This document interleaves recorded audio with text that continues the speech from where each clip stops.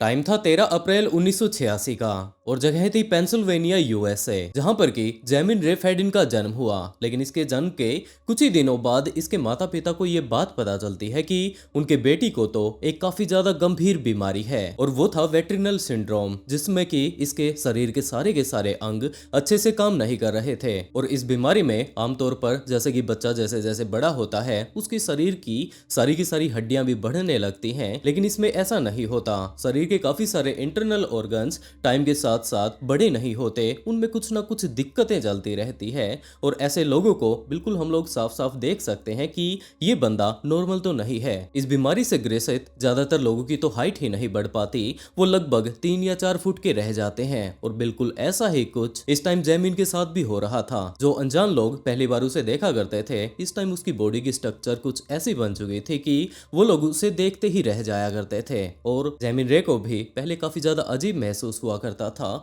लेकिन टाइम बीतने के साथ साथ वो इन सभी चीजों की आदत डाल लेती है। इसकी जिंदगी आगे चलकर भी कभी नॉर्मल नहीं रह पाई। इसकी माँ ने अपनी बेटी को जिस भी तरीके से वो उसको सहानुभूति दे सकती थी, उसे समझाने की कोशिश वो किया करती थी। और उसकी बेटी इस बात को धीरे धीरे कर समझने भी लग जाती है कि ये सारे के सारे लोग उसे अजीब तरीके से क्यों देख रहे हैं। अब इसका ज्यादातर ट्रीटमेंट ही चलता रहा करता था। लगातार बड़े होते होते उसे इन सभी चीजों की आदत भी पड़ जाती है। लेकिन जैसा कि एक नॉर्मल व्यक्ति चाहता है कि उसकी जिंदगी बिल्कुल अच्छी हो, वो भी अपनी जिंदगी में कुछ ना कुछ कर पाए, बिल्कुल ऐसे ही सपने इस टाइम जैमिन भी देख रही थी। लेकिन जब तक वो 11 साल की हो पाती, किन्हीं कारणों के चलते उसकी माँ एक्सपायर हो जाती है। और ये इसकी जिंदगी में काफी बड़ा झटका था। अब तो उसे कुछ भी समझ नहीं आ रहा था कि इस दुनिया में उसे समझने वाला एक बंदा था, वो भी उसे छोड़कर जा चुका है। तो अब उसका आगे चलकर क्या होने वाला है। वो लगातार अब डिप्रेशन का शिकार होती जा रही थी। और इन सभी चीजों को उसकी आंट ने देख भी लिया।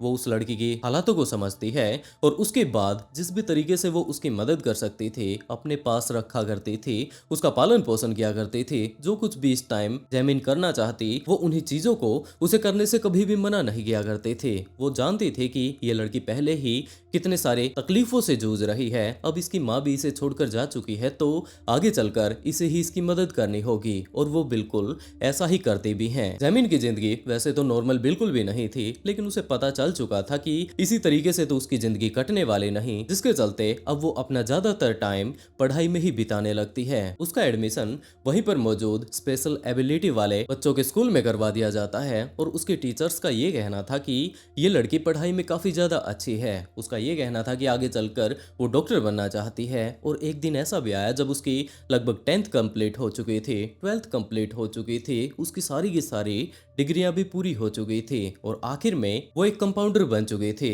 वो अपने मरीजों का ख्याल रखने में कोई भी कमी नहीं छोड़ा करती थी। और अब तो जब से उसकी जॉब लगी थी, उसकी जिंदगी पूरे तरीके से बदल चुकी थी। आज तक काफी सारे लोग ऐसे मौजूद थे जो कि उसके पास आकर उसे सहानुभूति दिया करते थे कि बेटा कोई बात नहीं, हम तुम्हारे साथ हैं, अगर तुम्हें किसी भी चीज की जरूरत हो तो तुम बस आकर हमें बता देना। लेकिन ये पहला टाइम था जब जैमिन के पास इतनी पावर आई थी कि वो जाकर किसी और की मदद कर सकती थी। और वो अपनी इन सारी ही पावर्स का इस्तेमाल करने में बिल्कुल भी पीछे नहीं हट रही थी। वो ज्यादा से ज्यादा मरीजों के पास जाकर उनकी मदद करने की कोशिश किया करती थी। और जब भी उसके मरीज ठीक हो जाते हुए उसे ये बात कहते कि उसके कारण वो अब ठीक हो चुके हैं, वो उसे जाते वक्त थैंक यू बोलकर जाते, तो जैमिन को काफी ज्यादा अच्छा महसूस हुआ करता था। क्योंकि उसकी पूरी की पूरी जिंदगी इसी बातों को सुनते हुए बीत गई थी कि कोई बात नहीं, हम तुम्हारे साथ हैं। और जैमिन के लिए ये सारे ही वर्ड्स पहली बार यूज में लिए जा रहे थे कि उसके कारण किसी का भला हुआ है। ये सारी ही बातें सुनकर जैमिन को काफी ज्यादा अच्छा महसूस हुआ करता था। ऊपर से अब वो जॉब लगी हुई थी, तो उसे सैलरी में मिल रही थी और अच्छे तरीके से अब वो अपनी जिंदगी बिताने लगी थी। अब वो अपने पांव पर खड़ी हो चुकी थी। अब उसे पैसे की तरफ से या फिर काम की तरफ से कोई भी कमी नहीं थी। तो वो अपने कोवर्कर्स के साथ भी ज्यादा से ज्यादा अच्छा टाइम बिताने की कोशिश किया करते थे। उसके साथ काम करने वाले उसके सहकर्मियों का यही कहना था कि ये सच में ही काफी ज्यादा अच्छी लड़की है, ये किसी की भी मदद करने में बिल्कुल भी पीछे नहीं हटती है। लेकिन इस टाइम भी अगर देखा जाए तो उसके जिंदगी में उसका कोई लाइफ पार्टनर नहीं था। वो अपने आप को काफी सारे लोगों के बीच होते हुए भी बिल्कुल अकेला महसूस किया करती थी। और इसी टाइम उसकी मुलाकात अपने स्कूली दिनों के एक पुराने दोस्त जॉन मैथ्यू चैपमैन से हो जाती है। और जैमिन काफी सालों बाद जब अपने पुराने दोस्त जॉन से मिलती है तो इसे भी काफी ज्यादा अच्छा महसूस होता है। ये शुरुआती टाइम से ही इसे काफी ज्यादा पसंद किया करती थी और जब इसे ये बात पता चलती है कि अब ये वापस इसकी जिंदगी में दोबारा से आ गया है तो वो उसके साथ थोड़ा ज्यादा टाइम बिताना शुरू कर देती है। जॉन को भी ये देखकर काफी ज्यादा अच्छा महसूस होने लगता है। जैमिन इस चीज को लेकर काफी ज्यादा एक्साइटेड थी कि उसकी जिंदगी में भी एक ऐसा व्यक्ति आ चुका है जिसे कि वो काफी ज्यादा पसंद किया करती थी और वो बंदा भी अब इसके साथ ज्यादा से ज्यादा टाइम बिता रहा है, जिसके चलते जब भी उसके दोस्त उसके साथ बातें किया करते थे तो वैसे ही नॉर्मली बातें करते करते उसे छेड़ने के लिए वो लोग ये बात पूछ लिया करते थे कि तुम्हारे साथ जो वो तुम्हारा नया दोस्त है जॉन, उसके साथ कैसे रिलेशन तुम्हारे चल रहे हैं। और इन सभी बातों को सुनकर जैमिन कभी कभार थोड़ा शर्मा जाया करती थी। उसका ये कहना था कि उसे भी अच्छे से नहीं पता क्योंकि वो उसे काफी ज्यादा पसंद करती है, वो भी इसके साथ ज्यादा से ज्यादा टाइम बिताता है, लेकिन इन लोगों ने कभी भी खुलकर इन सभी चीजों के ऊपर बातें नहीं की। तो बहुत जल्द वो लोग इन सभी चीजों को क्लियर कर लेंगे। तो बाकी दोस्त ये बात काफी अच्छे से समझ सकते थे कि जैमिन इस टाइम जॉन को काफी ज्यादा पसंद करती है, तो वो लोग छोटे मोटे इसी तरीके से उसके साथ मजाक कर दे रहा करते थे। और जैमिन को भी इन मजाकों को सुनकर काफी ज्यादा अच्छा लगा करता था क्योंकि आज से पहले कभी भी उसकी जिंदगी में इस तरीके से किसी ने आकर अच्छे से मजाक नहीं किया, किसी ने भी उसे सीरियसली नहीं लिया था। अब जाकर वो जिंदगी में आई थी। लेकिन जॉन को देखकर काफी सारे जैमिन के ऐसे दोस्त मौजूद थे जिन्हें कि शक हुआ करता था कि भाई आखिरकार ये इसके साथ रिलेशनशिप में ही क्यों है, क्योंकि अक्सर जैमिन और जॉन जब बार में जाया करते थे तो वहां से जब वो लोग वापस आते उनकी ऐसी कंडीशन को देखकर उन्हें अंदाजा नहीं हुआ करता था कि ये लड़का इस लड़की को सीरियसली ले भी रहा है, और अगर इसे वो अच्छे से सीरियसली नहीं ले रहा तो इसके पीछे ही क्यों पड़ा हुआ है। वैसे भी ये लड़की काफी ज्यादा स्ट्रगल करके वापस अपनी नॉर्मल जिंदगी में आई है, अगर ये इसे सीरियसली नहीं ले रहा है तो ये इसके साथ है ही क्यों। क्योंकि इस टाइम जैमिन की दोस्ती अक्सर वो लोग जिस बार में जाया करते थे, बार का जो वेंडर था वहां पर काम किया करता था, उसके साथ भी हो चुकी थी और वो भी काफी बार इन सभी चीजों को देख चुका था। एक टाइम तो ऐसा भी आया जब जैमिन अपने सारे के सारे दोस्तों के साथ मिलकर उसी बार में पहुंच जाती है और वहां पर उसके दोस्तों ने ये चीज देखनी शुरू कर दी कि इसकी इस टाइम एक आंख काली हो चुकी है। उसने उनसे पूछताछ करनी शुरू कर दी और उसके बाद जो वो बार वाला बंदा था उसका ये बताना था कि ये और इसका बॉयफ्रेंड कल भी यहाँ पर आए थे और आखिरी टाइम में ये लोग जब यहाँ से होकर गए थे तो उस टाइम इन दोनों के बीच लड़ाई हो चुकी थी। किसी न किसी बात को लेकर वो लगातार जैमिन को धमका रहा था, जैमिन उसे बस मनाने की कोशिश कर रही थी और उसके बाद ये दोनों के दोनों लोग यहाँ से चले जाते हैं। आखिरी टाइम में जब ये यहाँ से गए थे उस टाइम इसकी आंखें काली नहीं थी, तो अब इसके सारे के सारे दोस्त समझ चुके थे कि जिस बंदे के साथ इस टाइम तुम रिलेशनशिप में हो वो तुम्हारे लिए ठीक नहीं है। लेकिन दूसरी तरफ जैमिन का इस बात से बिल्कुल साफ साफ इनकार कर देना था कि जॉन उससे काफी ज्यादा प्यार करता है। हाँ, कभी कभार उसे गुस्सा आ जाता है, उसकी उसे कुछ एक बातें पसंद नहीं जिसके चलते उनके बीच कभी कभी लड़ाई हो जाती है। लेकिन जब भी उसके दोस्त उसे समझाने की कोशिश करते तो एक भी दिन ऐसा नहीं था जब जैमिन ने ये बात कही हो कि हाँ वो ठीक बोल रहे हैं और वो जॉन को छोड़ रही है, जबकि उसका तो ये कहना था कि कोई भी ऐसा बंदा नहीं था जो कि उसको पसंद करता हो, सिर्फ और सिर्फ जॉन ही उसे पसंद करता है। वो उसके लिए अगर कुछ कर भी रहा है तो वो गलत नहीं होगा। यही सारी की सारी बातें बोलकर वो इन सभी बातों को वहीं पर दबा देती है और अपने दोस्तों के साथ बातें करते करते वहां पर ड्रिंक करने लगती है। इसी तरीके से ये सिलसिला आगे से आगे बढ़ता जाता है, लेकिन जॉन भी यहीं पर रुकने वाला नहीं था, जबकि अलग अलग तरीके से वो इस टाइम जैमिन को परेशान किया करता था। और इन सारी ही चीजों को जैमिन के अलावा सारे के सारे लोग देख सकते थे, समझ सकते थे कि ये बंदा जैमिन के लिए बिल्कुल भी अच्छा नहीं है। लेकिन जैमिन हर बार सामने आकर ये बात बोलने लग जाती कि वो बिल्कुल परफेक्ट है, तुम लोग भी मुझे इतना अच्छे से नहीं समझ सकते जितना कि वो समझता है। और इसी तरीके से बात की टाल मटोल करके वो इस टॉपिक टॉपिक को चेंज कर दिया करती थी। जैमिन इस टाइम लगभग 28 साल की हो चुकी थी, लेकिन उसने अभी तक शादी नहीं की थी क्योंकि उसका ये कहना था कि अभी उसे अपनी जिंदगी में ऐसा परफेक्ट व्यक्ति मिला ही नहीं है जिससे कि वो शादी कर पाए और वो उसे समझे और वो उसे। लेकिन इन दोनों के मिलने से लगभग 7 साल पहले ही जॉन पहले ही शादी कर चुका था। उसकी पहली पत्नी का नाम कैली था और उसकी पत्नी से जाकर जब बाद में बातें की जाती है तो ये बात पता चलती है कि उसने सिर्फ और सिर्फ फंसाने की कोशिश की थी, क्योंकि शुरुआती टाइम में जब वो दोनों आपस में मिले थे तो जॉन ने कैली को ये बात कही थी कि वो इस टाइम CIA में लगा हुआ है। कैली इस चीज को देखकर काफी ज्यादा खुश हो जाती है कि एक तरफ वो जॉब में लगी हुई है, दूसरी तरफ इसका पति CIA में लगा हुआ है, तो इन दोनों की ही जिंदगी काफी अच्छे से बीतने वाली है। लेकिन शादी के कुछ एक दिनों बाद ही कैली को ये बात पता चल जाती है कि इसका पति जॉन किसी भी CIA में नहीं लगा हुआ, जबकि ये तो यहाँ पर आसपास के घरों में CCTV कैमरा लगाता है और उसी से जितने भी इसके पास पैसे आते हैं उससे ये अपना पालन पोषण करता है। इस चीज को लेकर उसकी पत्नी कैली काफी ज्यादा गुस्सा हो जाती है कि इसने तो उसे धोखा दिया है। लेकिन दूसरी तरफ जॉन इस बात के लिए कैली से माफी मांगता है। उसने ये बात कहनी शुरू कर दी कि वो इससे काफी ज्यादा प्यार किया करता था, किसी भी हालत में ये चाहता था कि उसकी उससे शादी हो जाए, तो उसे जबरदस्ती झूठ बोलना चाहा, लेकिन वो उससे काफी ज्यादा प्यार करता है। कैली भी इस चीज के लिए मान जाती है, लेकिन जैसे जैसे धीरे धीरे कर टाइम बीतने लगता है तो कैली को ये बात पता चलती है कि इसकी नजर सिर्फ और सिर्फ कैली के ऊपर नहीं थी, जबकि काफी सारी और भी लड़कियों के ऊपर थी। इस टाइम भले ही कैली के साथ इसकी शादी हो गई हो, लेकिन अभी भी इसकी बाहर काफी सारी और लड़कियों के ऊपर नजर रहती है। इसके साथ साथ काफी सारी ये इलीगल काम भी करता रहता है, जिसके चलते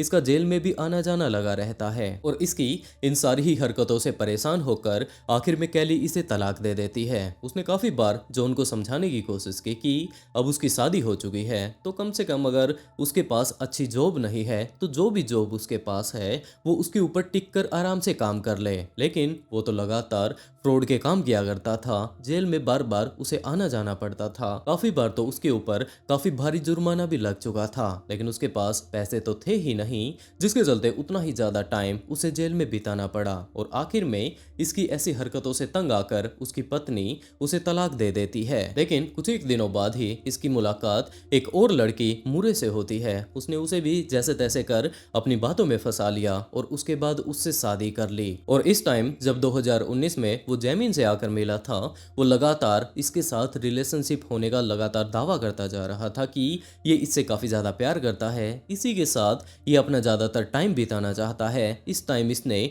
मूरे से शादी कर रखी थी। इसके दोस्तों को इसकी वाइफ के बारे में तो ज्यादा कुछ नहीं पता था, लेकिन जैसे कि इसके हालात थे इसके चलते उन्होंने जैमिन को काफी बार समझाने की कोशिश की कि तुम्हें इस लड़के से दूर ही रहना चाहिए। लेकिन जैमिन का तो ये मानना था कि उसे अपनी जिंदगी में ये पहला बंदा मिला है जो कि उसे सीरियसली ले रहा है, वो उसका ख्याल रखता है। और यही कारण है कि काफी बार इन दोनों के बीच लड़ाई भी हो जाती है। और कौन सा ऐसा कपल है जिनके बीच लड़ाई नहीं होती, जिसके चलते उसने अपने कोवर्कर्स की बातों को बिल्कुल ही इग्नोर कर दिया। और उसके बाद तो एक टाइम ऐसा भी आया जब जॉन ने आकर सीधा का सीधा जैमिन से ये बात कह दी कि एक लॉन्ग ड्राइव के लिए लॉस वेगस चलें। इस बात को सुनकर जैमिन को थोड़ा अजीब महसूस होने लगता है कि लॉस वेगस यहीं पर नहीं है, जबकि वो तो इस जगह से तकरीबन 3 या 3,500 किलोमीटर दूर है। वो लोग इतनी दूर आखिरकार क्यों जाएंगे? और उसी टाइम जॉन ने अपनी सारी की सारी बातें जैमिन के सामने रखनी शुरू कर दी कि वो इसे हद से ज्यादा प्यार करता है। वहां पर काफी बड़ा एक रेगिस्तान है, वो वहां पर उसके साथ थोड़ा प्राइवेट टाइम बिताना चाहता है। आज तक वो उसे काफी बार कहने की कोशिश कर चुका है, लेकिन कभी भी खुलकर वो उसे नहीं कह पाया। लेकिन वो उसके साथ थोड़ा प्राइवेट टाइम बिताना चाहता है, जहां पर कि उन दोनों के अलावा कोई भी ना हो। इस चीज को सुनकर जैमिन काफी ज्यादा खुश हो जाती है और उसने ये बात कह दी कि हाँ, वो अपने अच्छे रिलेशनशिप को और ज्यादा आगे बढ़ाने के लिए उसके साथ चलने के लिए तैयार है। जॉन सीधा का सीधा अपनी पत्नी मूरे के पास जा पहुंचता है। उसे जाकर ये बात कहने लगता है कि उसे किसी काम के चलते यहाँ से शहर से बाहर जाना है और उसके लिए उसे उसके ट्रक की जरूरत है। तो उसकी पत्नी ने भी यही बात कही कि हाँ, तुम्हारा ही ट्रक है, कोई बात नहीं। वो उसका आखिरकार पति था, वो उसे मना कैसे कर सकता सकती थी। उसने यही बात कही कि तुम ट्रक लेकर जा सकते हो। जॉन का अपनी पत्नी को यही कहना था कि वो लगभग 2-3 दिनों बाद वापस आ जाएगा। वो एक लॉन्ग ड्राइव पर जाना चाहता है, अपना थोड़ा पर्सनल टाइम वो बिताना चाहता है। मूरे को इस चीज में कोई दिक्कत नहीं थी और वो अपनी पत्नी का ट्रक उठाकर सीधा का सीधा जैमिन के घर पर जा पहुंचता है। उसने जैमिन को अपने साथ लिया और ये दोनों के दोनों 23 सितंबर 2019 की सुबह सुबह लॉस वेगस के लिए निकल पड़ते हैं। ये लोग लगातार आगे से आगे अपने ट्रक को चलाते जा रहे थे और लगभग 24 सितंबर 2019 की शाम तक वो लोग लॉस वेगस जा पहुंचते हैं। तो सबसे पहले तो इन्होंने एक मोटेल लिया। मोटेल पे जाकर दोनों के दोनों सुस्ताने लगते हैं और एक दूसरे के साथ प्यार भरी बातें करने लगते हैं। जैमिन इस चीज को लेकर काफी ज्यादा एक्साइटेड थी कि उसकी पहली रात थी जब वो अपने प्रेमी के साथ यहाँ पर किसी मोटेल में रुकी थी। आज से पहले उसने कभी इस बारे में सोचा भी नहीं था कि कोई व्यक्ति उससे प्यार भी करता होगा, लेकिन आज एक व्यक्ति जिसे कि वो काफी ज्यादा पसंद करती है, सामने वाला भी बंदा इससे बहुत ज्यादा प्यार करता है, इसके साथ ये प्यार भरी बातें यहाँ पर बैठकर कर रही थी, जिसके चलते जैमिन तो इस टाइम काफी ज्यादा एक्साइटेड थी। और सामने अगर जॉन को देखा जाए तो वो भी काफी ज्यादा खुश नजर आ रहा था, लेकिन जैसा कि जॉन ने कहा कि अब वो काफी ज्यादा थक चुका है, वो बस सोना चाहता है, जैमिन भी उसे परेशान नहीं करती और उसे यही बात लगती है कि उसका प्रेमी इस टाइम काफी ज्यादा थक चुका है तो उसे आराम करना चाहिए। और जिस भी तरीके से वो उसे आराम करवा सकती थी उसके लिए अच्छे से बेड सेट कर देती है और वहीं पर वो दोनों के दोनों सो जाते हैं। जैमिन रात को अच्छे से सो भी नहीं पाई क्योंकि इस टाइम वो काफी ज्यादा एक्साइटेड थी। ये इसकी जिंदगी की सबसे पहली डेट थी और वो इसे कभी भुला नहीं पाएगी। यही सारी की सारी बातें इस टाइम जैमिन के दिमाग में चल रही थी और कुछ ही देर बाद अगली सुबह हो जाती है। दूसरी तरफ जॉन यही बात कहता है कि क्यों न हम लोग यहाँ पर पास में लिंकन काउंटी है वहां पर चलें। वो लगभग यहाँ से 150 या 160 किलोमीटर दूर पड़ने वाला है। दूसरी तरफ जैमिन तो लगातार उसकी हाँ में हाँ भरती जा रही थी और जब वो लोग वहां पर जा रहे थे तो एक टाइम ऐसा भी आया जब जॉन काफी ज्यादा रोमांटिक हो जाता है और उसने ये बात कही कि यहाँ पर जो ये डेजर्ट है यहाँ पर इनके अलावा और कोई भी नहीं, तो वो अपना कुछ एक पर्सनल टाइम इसके साथ बिताना चाहता है। अब जैमिन कुछ भी समझ नहीं पाए, वो तो लगातार काफी ज्यादा खुश होती जा रही थी और उसने इस बात के लिए भी हाँ भर दी। तो वो लोग एक ऐसे रास्ते को पकड़ लेते हैं जहां पर मुश्किल से ही कोई आता जाता होगा और कुछ ही देर बाद वो लोग बिल्कुल ऐसे एक वीरान जगह पर जा पहुंचे जहां पर उनके अलावा कोई भी नहीं था। और उसी टाइम जॉन ने जैमी से ये बात कही कि वो अपने सारे के सारे कपड़े उतार दे। इस टाइम जैमिन काफी ज्यादा एक्साइटेड थी, उसे कुछ भी समझ नहीं आ रहा था कि यहाँ पर हो क्या रहा है। तो जैमी बिल्कुल ऐसा ही करती है। दूसरी तरफ जॉन अपने बैग से, जो कि इस टाइम गाड़ी के अंदर रखा हुआ था, वहां से बैग उठाता है, उसके अंदर से कुछ एक केबल निकाल कर लाता है, टेप निकाल कर लाता है, जैमी को लेकर जो कि रोड के साइड में काफी सारे साइन बोर्ड होते हैं उसके पास लेकर जाता है। उसने ये बात कही कि वो अपने दोनों के दोनों हाथ साइन बोर्ड के पीछे कर ले और वहां पर जैमिन के दोनों ही हाथों को उस साइन बोर्ड के पीछे बांधने की कोशिश करता है। कुछ ही देर बाद वो बांधने में कामयाब भी हो जाता है। तो जैमिन को ये सारी ही चीजें थोड़ी अजीब लग रही थी। उसने जॉन से पूछना शुरू कर दिया कि आखिरकार वो क्या कुछ कर रहा है। तो जॉन ने कहा कि वो इससे काफी ज्यादा प्यार करता है और वो अपना ज्यादातर टाइम, पर्सनल टाइम इसके साथ बिताना चाहता है, कुछ इस तरीके से कि ये पूरी ही जिंदगी इसे भूल ना पाए। उसने जैमिन के सारे कपड़े उतार रखे थे, उसे एक पोल से पीछे उसके हाथ करके पूरे तरीके से बांध दिया था और धीरे धीरे कर उसके पैरों को भी उसी पोल से वो बांध देता है। जैमिन इस टाइम काफी ज्यादा एक्साइटेड कि उसका बॉयफ्रेंड आखिरकार करना क्या चाहता है। ये इससे इतना ज्यादा प्यार करता है कि कुछ ना कुछ ऐसी यादगार चीज वो इसके साथ करेगा कि ये दोनों के दोनों अपनी पूरी ही जिंदगी नहीं भूल पाएंगे। और इसी तरीके से टेप को बांधते बांधते वो उसके मुंह तक ले आता है और उसके बाद उसके सिर के आसपास उस टेप को बांध देता है। धीरे धीरे कर उसके मुंह पर भी वो टेप बांध देता है। उसने ये चीज भी नहीं देखी कि मुंह को बांधते टाइम उसकी नाक भी इसी टेप में आ चुकी थी। अब वो अच्छे से सांस नहीं ले पा रही थी, तो उसने अपनी आंखों से उसके सामने इशारे करने की कोशिश की कि वो अब अच्छे से सांस नहीं ले पा रही है, लेकिन जॉन तो उसके ऊपर बिल्कुल भी ध्यान नहीं देता है और धीरे धीरे कर उसकी पूरी की पूरी जो वो सिर के ऊपर टेप वो बांध रहा था, इस टाइम उसने वो बांध दी थी। उसने सिर्फ उसकी आंखों को टेप लगाने से थोड़ा सा छोड़ दिया था और उसके बाद वापस जाकर वो अपनी गाड़ी पर बैठ जाता है। इस टाइम जैमिन को कुछ भी समझ नहीं आ रहा था। वो लगातार सांस लेने के लिए तड़प रही थी और जैसे तैसे कर जब वो लगातार तड़प रही थी तो अपनी कोशिशों के चलते उसके मुंह वाली टेप थोड़ी सी लूज हो जाती है और वहां से जाकर तब जाकर उसे थोड़ा सा सांस मिलता है। लेकिन जैसे ही जॉन को ये बात पता चली कि इसने तो अपने मुंह वाली टेप को खोल दिया है, वो उसके पास जाकर उस टेप को दोबारा से लगा देता है। जैमिन को ये बात पता चली कि ये बंदा सिर्फ और सिर्फ यहाँ पर रोमांटिक टाइम बिताने के लिए इसे लेकर नहीं आया है, जबकि ये तो इसे मारना चाहता है। और लगभग 10 से 15 मिनट तक यूं ही स्ट्रगल कर लेने के बाद आखिर में बेचारी जैमिन अपनी जान गंवा देती है। काफी ज्यादा बुरे तरीके से यहाँ पर रेगिस्तान जिसमें कि हद से ज्यादा गर्मी थी, लगातार उसके ऊपर काफी सारी टेप बांध दी गई थी। आखिर में वो अपनी जान गंवा देती है। उसने कभी भी इस बारे में सोचा ही नहीं था कि जिसके ऊपर वो हद से ज्यादा भरोसा करती है,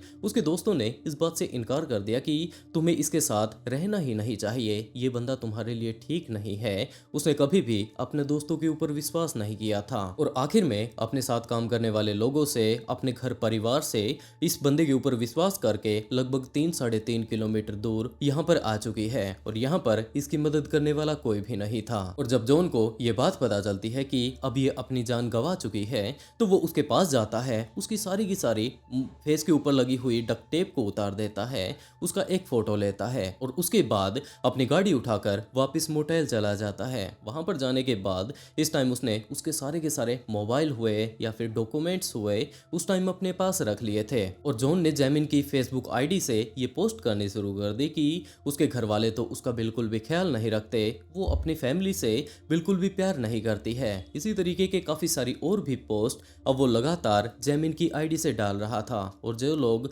जैमिन के फ्रेंड थे उसको काफी अच्छे से जानते थे, उन्होंने जब इन पोस्ट को देखा तो वो लोग उसे समझाने की कोशिश करते हैं कि ऐसा तो कुछ भी नहीं है, आखिरकार तुम्हें ये चीज क्यों लग रही है। क्योंकि इस टाइम जॉन अपनी जान बचाने के लिए ये चीज दिखाने की कोशिश कर रहा था कि जैमिन इस टाइम अपने परिवार से काफी ज्यादा नाराज है। वो आखिरी टाइम में घूमने फिरने के लिए चली तो गई है लेकिन अब वो वापस नहीं आने वाली। ये सारी ही चीजें जॉन इस टाइम जैमिन की तरफ से दिखाने की कोशिश कर रहा था। उसने जैमिन के पास जितने भी पैसे मौजूद थे उन सारे के सारे पैसों को निकाल लिया, उसके एटीएम कार्ड को यूज करके उसके जितने भी बैंक खाते में पैसे थे उन सभी को भी निकाल लिया। क्योंकि शुरुआती टाइम से ही जॉन एक फ्रॉड बंदा रहा था, उसने काफी सारे फ्रॉड किए थे और जब पहली बार उसने काफी सालों बाद जैमिन को अपने सामने देखा तो उसके दिमाग में यही बात आती है कि ये तो काफी ज्यादा इजी टारगेट है, क्यों न वो इसे अपना शिकार बना ले। और जैसे ही वो इसकी जान लेगा तो ये इसे काफी ज्यादा पसंद तो करती ही है। इसके सारे के सारे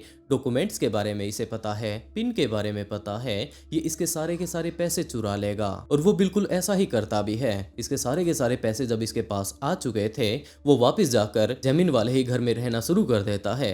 और इसी टाइम जब लगातार टाइम बीतता जा रहा था, इन सारी की सारी घटनाओं को बीते हुए 2 से 3 महीने हो चुके थे, जैमिन के परिवार के लोग इस बात को समझ जाते हैं कि जरूर उसके साथ कुछ ना कुछ गलत हुआ है। वो उससे फेसबुक पर बातें करने की कोशिश करते और दूसरी तरफ जॉन भी फेसबुक के जरिए जैमिन को जिंदा रखे हुए था। जितने भी लोग उसके पास मैसेज किया करते थे वो उनका रिप्लाई जैमिन भर के किया करता था। एक टाइम तो ऐसा भी आया जब जैमिन के परिवार के लोगों को ये बात पता चलती है कि जरूर इस लड़की के साथ कुछ ना कुछ गलत हुआ है, तो उन्होंने ये बात कहनी शुरू कर दी कि इनके परिवार का जो बंदा था इस टाइम एक्सपायर हो चुका है। और इस बात को सुनकर जैमिन की तरफ से सिर्फ इतना रिप्लाई आता है कि उसे काफी ज्यादा बुरा लग रहा है, लेकिन वो इस टाइम भी वापस अपने घर पर नहीं आ पाएगी। और इस बात को सुनकर उसके घर परिवार के लोग इस टाइम समझ चुके थे कि वो लड़की खतरे में हो सकती है। वो लोग सीधा का सीधा पुलिस स्टेशन जा पहुंचते हैं। वहां पर जाने के बाद पूरा का पूरा मामला पुलिस ऑफिसर्स को समझाया जाता है। पुलिस वाले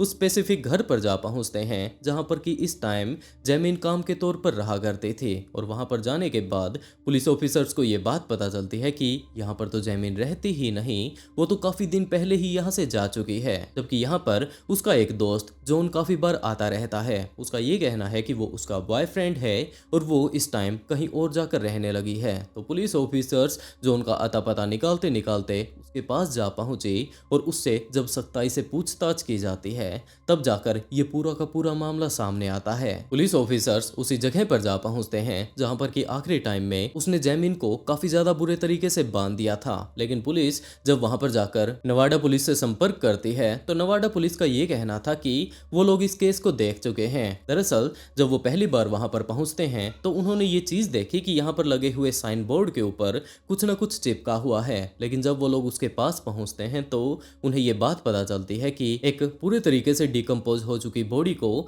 इस साइन बोर्ड के ऊपर लपेटा गया है। बाद में पुलिस वाले वहां पर जा पहुंचते हैं लेकिन उन्हें कोई अंदाजा नहीं था कि ये बॉडी किसकी है। और पेंसिल्वेनिया पुलिस जब नवाडा जाकर नवाडा की पुलिस को बताती है कि ये केस कुछ इस तरीके से उलझा हुआ है, तब जाकर नवाडा पुलिस को इस मिस्टीरियस स्टोरी के बारे में पता चलता है कि आखिरकार वो साइन बोर्ड के ऊपर लटकी हुई लड़की आखिरकार कौन थी। और जब ये पूरा का पूरा मामला सामने आता है तो उस बंदे के ऐसे कारनामों को देखते हुए उसे उम्र कैद की सजा सुनाई जाती है। वैसे दोस्तों आप लोग इस पूरी की पूरी कहानी को जान चुके हैं, तो आखिरकार आप लोग इस केस के बारे में क्या कहना चाहेंगे? आप लोग अपनी राय कमेंट बॉक्स में जरूर बताइएगा। जैमिन ने अपनी जिंदगी में काफी सारे दुख देखे थे। आखिर में जाकर जब उसे ये बात लगने लगती है कि उसे अब फाइनली उसका लाइफ पार्टनर मिल चुका है तो उस लाइफ पार्टनर ने इतना ज्यादा बेरहमी के साथ उसकी जान ले ली। और दोस्तों इस तरीके की कहानी सुनाकर मैं आप लोगों को डिस्टर्ब या परेशान नहीं करना चाहता, जबकि सचेत करना चाहता हूं। तो आप लोग इन सारी की सारी कहानियों से सीख लीजिए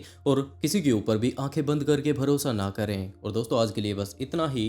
कहानी सुनाने का अगर तरीका पसंद आया हो तो वीडियो को लाइक कर ब्लडी फाइल्स को सब्सक्राइब जरूर कर लें, क्योंकि इसी तरीके की काफी सारी ट्विस्टेड कहानियां मैं यहाँ पर लेकर आता रहता हूँ। और इसी के साथ दोस्तों आज का शाउट आउट विनय हर्षवर्धन को and write a beautiful comment to get a shout out in next video. बहुत जल्द मिलते हैं एक और नए ट्विस्टेड केस के साथ।